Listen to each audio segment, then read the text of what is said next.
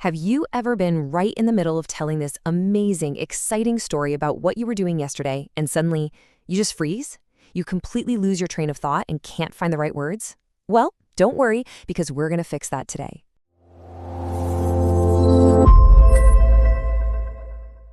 Hello, everyone. I'm Teacher Daya, and welcome to Learn English with Daya. Today, we are unlocking an absolute superpower for your English storytelling. We're talking about the past progressive tense, sometimes called the past continuous. Now, if you speak Arabic, you know we often use kuntu along with a present tense verb to show an ongoing action in the past, right? Well, today, we're going to learn exactly how to build that exact feeling in English. Think of this tense literally like a video camera. Instead of just snapping a quick static photo of the past, you're hitting record. It puts this beautiful living emphasis on the course of an action as it was actively happening.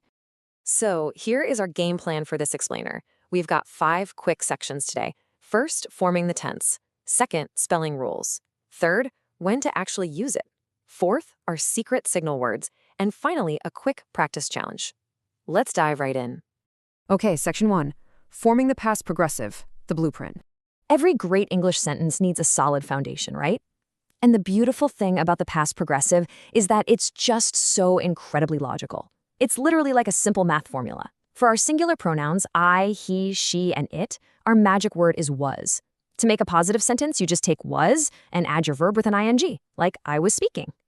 Now, what if we want to make it negative? Super easy. Just drop not right after our magic word. I was not speaking. And for a question, you just flip the subject and was. Was I speaking? See? The structure stays perfectly intact. You're just moving the puzzle pieces around. All right, let's shift gears to our plural pronouns and the word you. Whenever we talk about you, we, or they, our magic word simply changes to were. So, you were speaking. Again, for the negative, just add not, making it you were not speaking.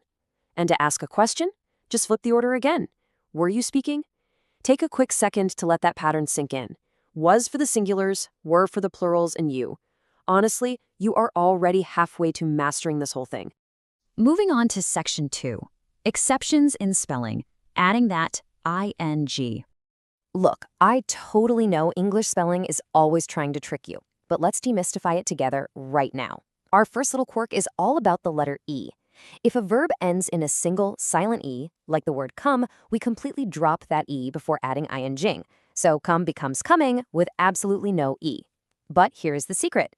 If a word ends in a double E, like agree, those two E's are basically best friends. We do not separate them. Just keep the double E untouched and slap on that ing to make agreeing. Now, what happens when you have a short word with a short stressed vowel right before the final consonant? Think of the word sit. For these, we actually have to double that final consonant. So sit becomes sitting with a double T. Oh, and for my students taking British English exams, definitely pay attention to the letter L. In British English, if a word ends in an L after a vowel, like travel, you always double the L to make traveling. And finally, we have the sneakiest rule of the whole bunch. If a verb ends in the letters I and E, like the word lie, those letters completely transform. They literally change into a Y before we add our ing.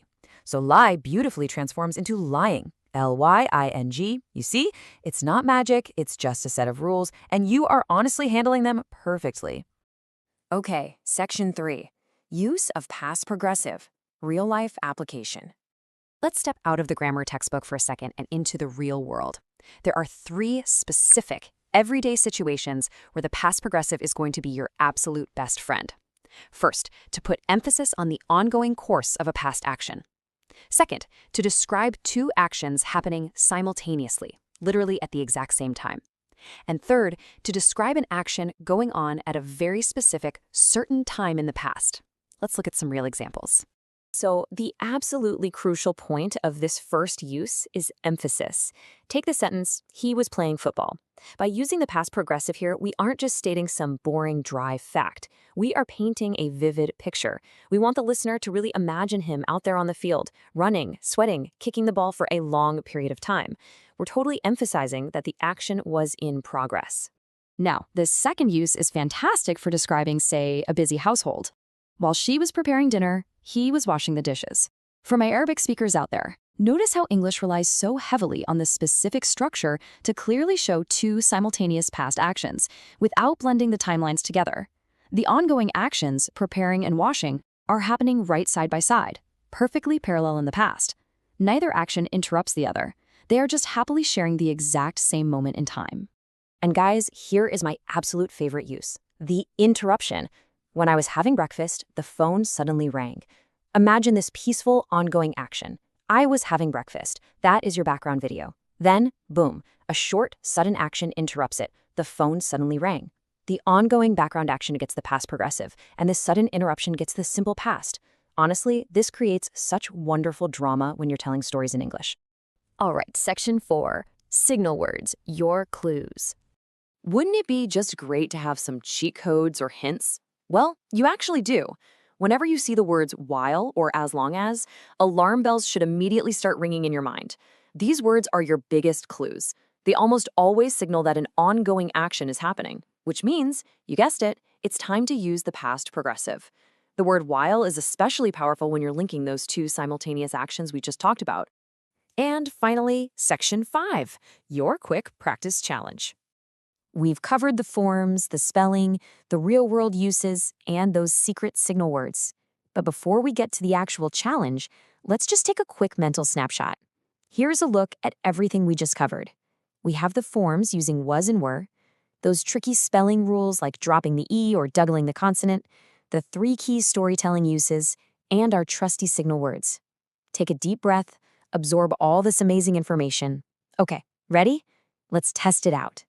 All right, here is your challenge. Read this sentence with me. Blank, she was preparing dinner, he was washing the dishes. So what is the magic signal word that belongs in that blank space to connect these two simultaneous actions? Go ahead and shout it out at your screen. I'll give you 3 seconds. 1, 2, 3.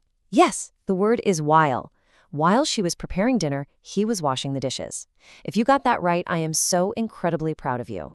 You see, mastering English grammar really isn't about memorizing everything perfectly on the very first day. It's a beautiful, ongoing action in itself. If you found this explainer helpful, make sure to hit that subscribe button. And hey, right before you go, tell me down in the comments, what ongoing action were you doing right before you started this explainer? This is Teacher Daya from Learn English with Daya. See you in the next lesson. Learn deeply. Speak naturally.